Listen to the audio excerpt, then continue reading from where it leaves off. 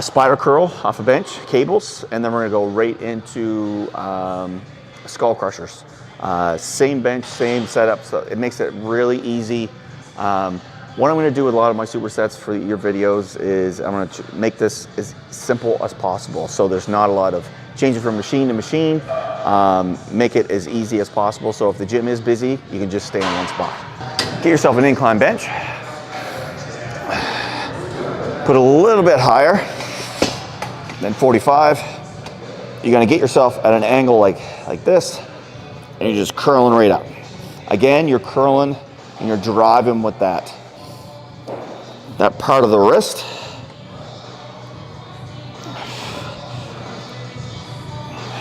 Rep range. First set, just get blood flow in it to do like close to 15. You can start increasing the weight and lower the rep range down to around 10 to 12. But you want to keep that range relatively high because you want to get as much blood in there as you can. So make sure you get that full stretch, full squeeze on each one. And then the transition, it's better if you have a partner. I'm going fairly light today just to demonstrate, but so basically what you're gonna do, you're gonna have yourself a seat and skull crushers.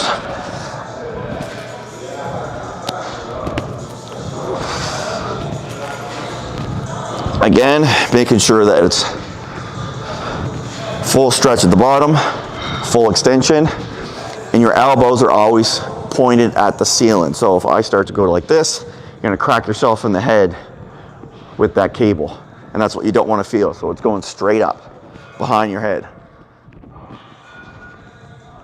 Make sure all the tension stays on that tricep and it does not impede into your tendons or joints. And again, rep range, you're gonna go 15 to warm up and drop her down, like get a little heavy, go down to the 10 to 12. And this is where it's good to have a partner or someone spotting you, because when you get to the point where you can't do another rep and you're just doing partials, you want someone to hand it to instead of having to bring it in, pull it, and then not get pulled off the bench. So common mistakes are everyone who tries to go heavy, start using momentum. That's why right off the get, I want to use something with a bench. So with this, there is no momentum. You can't, because in the spider curl, you're like this, so you can't physically use your body to help you. So it's just pull. You're just breaking at the elbow, pulling your wrist to your face.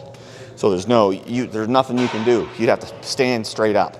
And the same with the skull crusher. You can't use momentum when your body is down here. The only real thing you can do is drop your elbow, and you're gonna start cracking yourself in the top of the head with the cable. That's a clear indicator that you're trying to manipulate your form.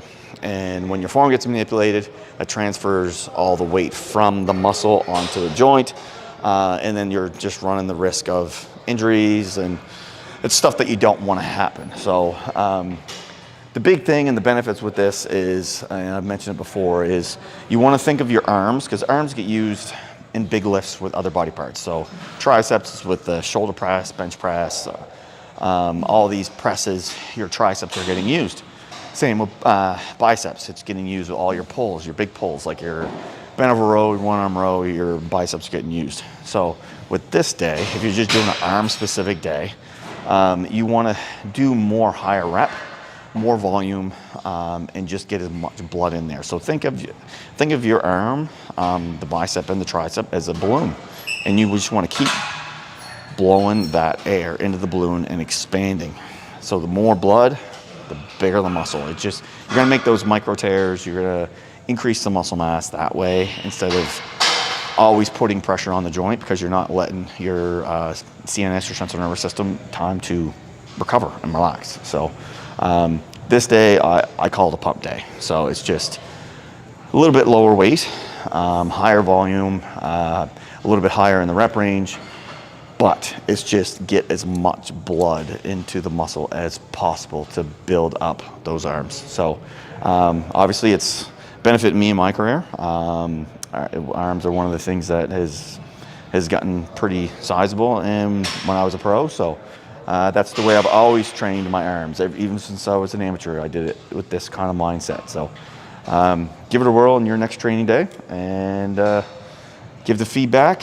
Remember to comment anything you want me to go over, like superset, stuff like that.